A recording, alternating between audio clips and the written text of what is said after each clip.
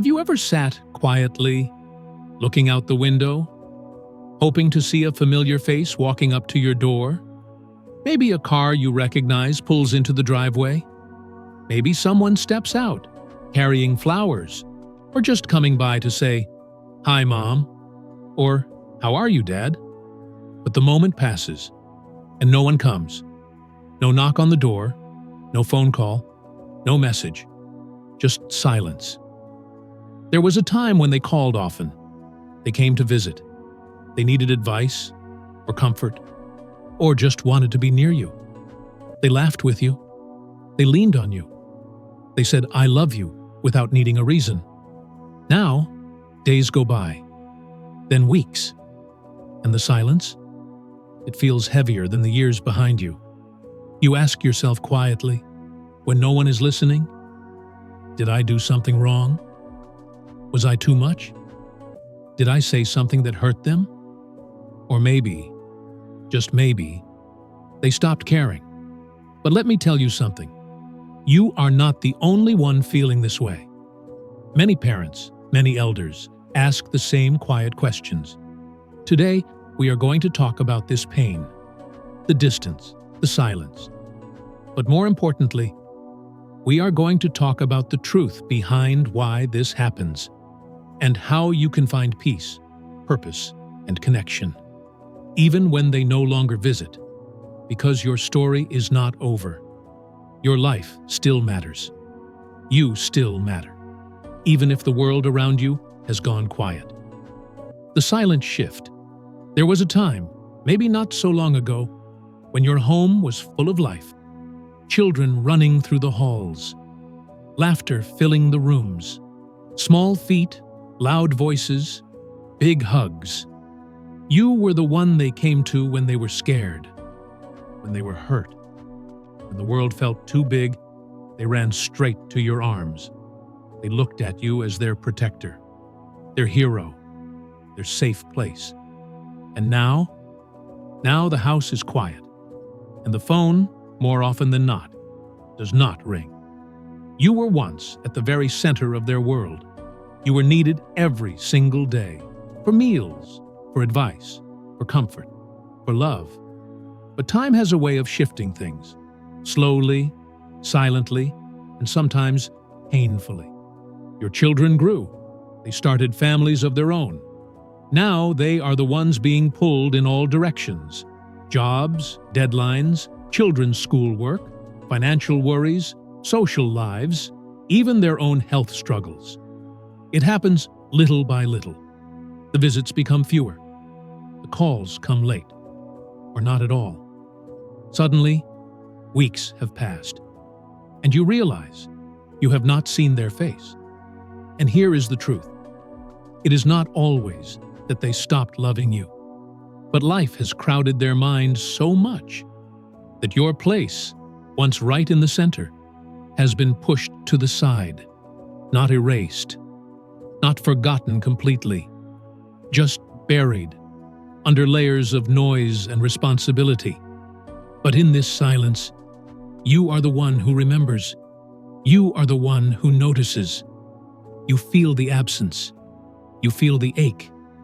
And maybe you even start to feel like you are no longer needed, no longer seen, like you have become invisible in the very world you helped create, in the very lives you helped build. That is a hard feeling to live with. But you are not alone. Millions of elders feel this same quiet heartbreak.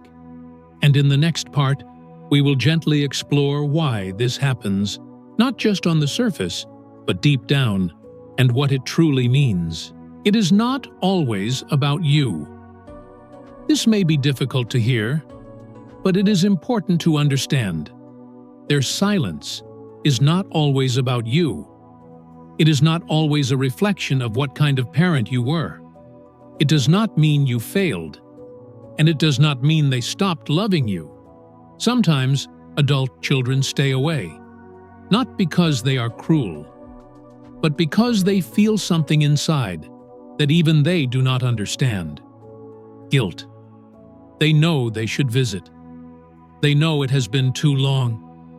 They may even feel ashamed every time they hear your voice on the phone or see your name in a message. But instead of showing up, they withdraw. And guilt is strange. It often pushes people to avoid the very things they should face. For some, it is not guilt. It is discomfort. It is not easy for them to see their parent growing older.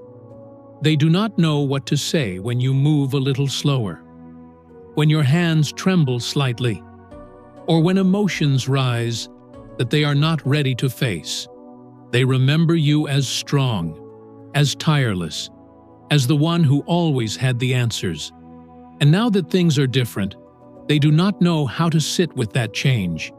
It is not right, and it is certainly not fair, but it is real. And here is something else to remember. Sometimes, the distance comes from emotional immaturity. They may not have learned how to show up when it is uncomfortable. Or maybe they are so wrapped in their own world that they forget what it means to care for the one who once cared for them. None of this makes your pain any less real. But it might help you understand something powerful. You are not the cause, and you should not carry the burden of their absence as if it were your fault. The unseen sacrifices. Let me share a story with you. It is a true story, one that echoes the lives of many. Eleanor is 78. She raised 3 children on her own. No partner, no safety net, just grit, faith, and love. She worked nights at a factory, cleaned offices during the day, skipped meals so her children could eat, went without new clothes so they could wear uniforms with pride. She was always there. School concerts, late-night fevers, first heartbreaks. She gave everything. Now, 2 of her children live just 30 minutes away, but she only sees them once or twice a year. Sometimes not even that. One afternoon, she called her daughter and asked quietly, "Did I do something wrong?" Her daughter replied, "No, Mom. Life is just busy." That moment stayed with Eleanor. She hung up the phone and sat in silence. And then, something changed inside her.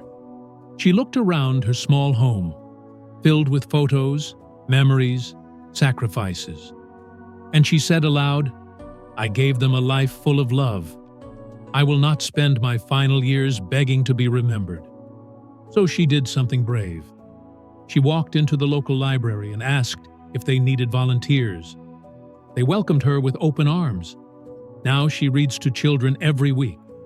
She laughs again. She smiles again. She is seen. She is needed. And most importantly, she stopped waiting at the window. Eleanor built a new door, and that door opened to joy, building a new life without waiting. Yes, the silence hurts. It is real. It weighs on your chest and echoes in your home. But here is the truth. Your story is not over. You are not just a memory in someone else's past. You are still alive. And as long as you are breathing, you have chapters left to write. You may not control who walks into your life, but you do have the power to create a life that feels full again. Start small. Find spaces where you are seen, where your name is remembered, and your smile matters. This could be a senior center, a walking group, a local church, a gardening club, or even an online group with people your age who understand your heart. You do not have to wait for someone to include you. You can include yourself. Build a new routine. Wake up and water your plants. Write in a journal about what you're feeling. Join a book club or take a free online class. Even saying hello to the neighbor down the hall can open new doors. And here is the most important part. Give yourself the love you have been waiting to receive. Speak kindly to yourself. Do things that make you feel strong again. You have earned it. You are not living for scraps of attention. You are living because your life still carries meaning.